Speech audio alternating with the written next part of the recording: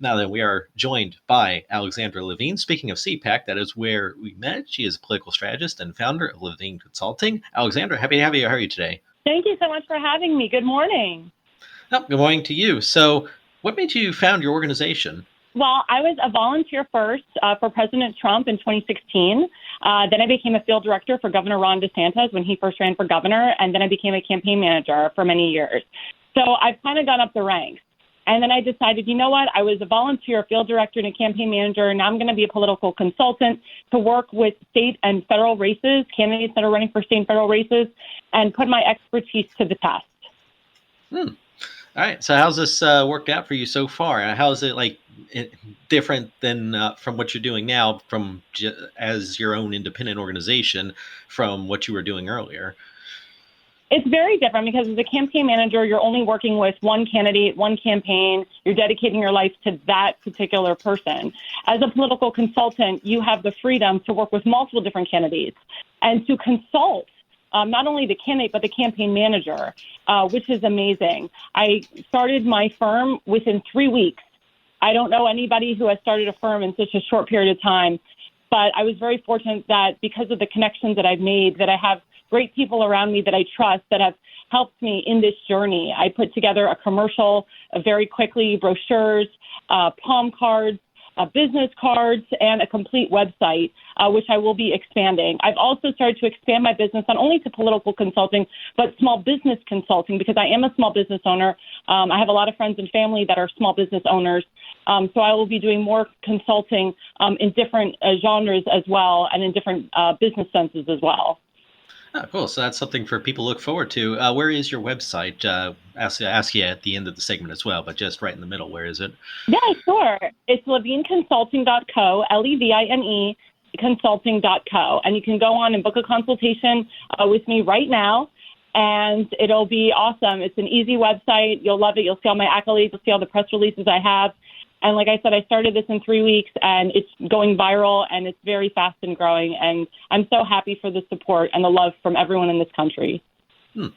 Well, speaking of your growing group, hopefully we will be seeing a lot of your use in 2024 with the various races going on that year. 2023, usually for elections, it's pretty dim. I think there's just the Louisiana governor's race, maybe one or two congressional races. Next year is really the big ticket item. What do you see happening in 2024, particularly for the president? Both of your former people that you worked for, Trump and Ron DeSantis, they're going to be in that race, apparently. Well, we'll see, because Governor DeSantis has not officially announced that he's running. According to law right now, he can't announce until after May, until after his session. I know they're trying to change the laws in the Florida legislature right now to see if he can announce that he's running before session. So we'll see what happens there. But I will tell you, if you are someone running for Congress or running for the U.S. Senate, I would advise you to start literally running now, meaning fundraise, network, give me a call. Do not wait till the summer. Do not wait till January 2024. It is too late. If you are someone that is planning to run in 4 years for a county council position or a delegate position, I would advise you to start planning now, start getting your name out there, start getting the support, go to events that will get your name out there. Because that's the problem a lot with people that are running. If they wait so late, they have nowhere to go. They have no foundation. You need to start planning now. And this is how more Republicans will win, if we start planning in advance. Mm-hmm. Yeah, really get your name out there, get that nameability out there, because otherwise you just suddenly pop up. It looks like you're just in it for just the temporary election. Doesn't look like you're really serious about it. Exactly. That is correct. So then what lessons can we take from 2020, where Democrats, they hid their candidate, and there are allegations of election fraud, but still 60 million people voted for Biden, even if you count the people, even according to the people who believed in election fraud, but the official story, 81 million. That's still a lot of people who voted for some guy who sat in his basement all day. What can Republicans learn from that as to how they can counter that kind of dedication by the other side? Well, one of the things that I've been very successful with is crossing the aisle. As a Republican, you have to be able to get into those uncomfortable zones or talk about uncomfortable topics that you've never talked about before, especially if you're a Republican that lives in a very liberal district. Or a liberal state, I should say. Like, I'm in Maryland, for example. It's a 2-to-1 Democratic state. So you need to be able to cross the aisle, go to those hardcore Democratic areas, those independent areas, and pull some people across your aisle and say to them, what can we do to make our party more attractive to you? As one of my clients says, you have to, quote, make it your Republican Party. And that's what we have to do. We have to be able to cross the aisle, bring people that would never vote Republican over to our side, and listen. It's all about listening. Democrats listen. We as Republicans really need to listen to the opposition.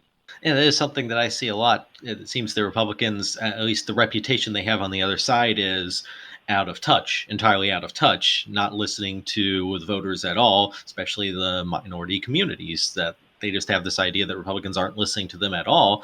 And when you look at some of the establishment out there, it really does seem like that they're not listening. It seems like they're off in la la land. But then again, same can be said for the Democrat establishment. But the key difference here is they're the ones who have the foothold in the community. So it's the Republicans' battle to win. Exactly. And again, we as Republicans, we need to talk about issues that could be uncomfortable, or what I call more bipartisan issues like environment. Environment is really big right now, especially with what happened in East Palestine, Ohio. There's environmental issues happening in Maryland, but what has happened in East Palestine, Ohio can also affect other states, even Republican states nationwide. So we need to talk about those issues, and we need to focus on environmental issues. One of the biggest issues that my governor, Ron DeSantis, he won with was focusing on the red tide issue. And that is an environmental issue that a lot of Republicans, are afraid to talk about. But we as Republicans, we need to talk about some issues that can be uncomfortable, that Democrats mostly talk about, but you don't have to change your values. Again, one of my candidates, who's a Republican in Maryland, he came up with a really great concept, American kids first, as opposed to saying stop illegal immigration. He said to the Democratic community, American kids first. And a lot of Democrats voted for him because they said, we don't really like every issue that you focus on, but we like the fact that you put our kids first and we're voting for you anyway. So it's stuff like that. You got to just change the language a little bit without changing your principles and your hardcore beliefs. Right. You listen to a lot of the Democratic rhetoric out there. It sounds like stuff that everyone in the public should agree with. It's just that the things that eventually leads to are horrifying or stupid or somewhere in between that spectrum. So, but then Republicans are like, oh, well, this issue is something that we generally don't want to deal with because we might be weak on it, or it might be totally against our longstanding policies, like, socialism, for example.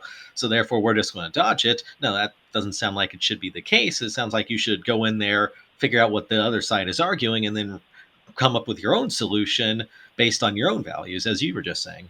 Exactly. And I had the pleasure of being a part of CPAC Shabbat, and former Congressman Lee Zeldin was there. And as you know, he ran for governor of New York. And he said, I had some strategists around me that told me not to go into the hardcore Democratic areas.